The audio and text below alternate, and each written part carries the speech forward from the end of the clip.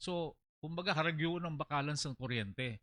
Talagang proven na ang coal marauton sa environment nato.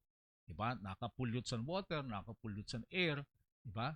Pagkatapos, mahal pa kasi ini-import pa yon.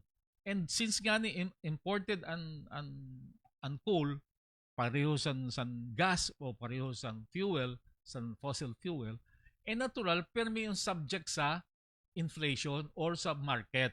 Kaya nga ni pag naimod niyo, nano kayo nagtaas ang presyo ang per kilowatt hour niya. Kasi ngayon nagmahal ang crudo, nagmahal ngayon kunang. Kay pero may susceptible sa market forces, no? Kay import mo Siyempre, shipment pa lang may gastos na. Kaya ang mga produce. Samantalang if we shift our source sa renewable energy, nayaaman lang din sa Bicol available. Yun ang Bacman, geothermal. Yun ang Tiwi, geothermal. Nano kay ang Sureco sa Bataan pa nagkukuha sin power sa hali pa sa coal. Kaya lugod na mahalon. Kaya kung mo doon niyan mga electric bills niyo, may imod niyo doon na halos 60% san imbabayadan niyo sa kuryente sa Sureco ihali doon sa dahil sa una pass-on charges. Imo doon tabi niya. Kaya nga one of these days ididetalya ko yun ng mga kada ang laman sa ato electric bill. May imod niyo doon na ngay sugad sino porsyento hali sa ganito.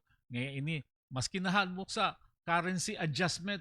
Kung ano kay may currency adjustment. So ibig sabihin, pag tumaas ang dolyar, nataas pa ng kuryente ta. Nano kay nagtataas, nano kay naapektuhan.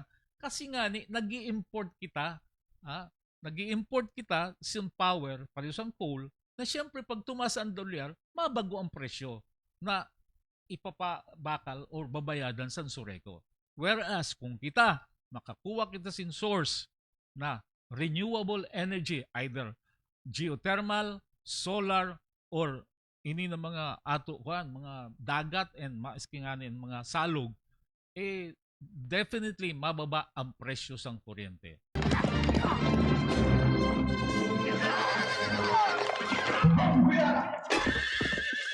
Kaapin mo sa batas!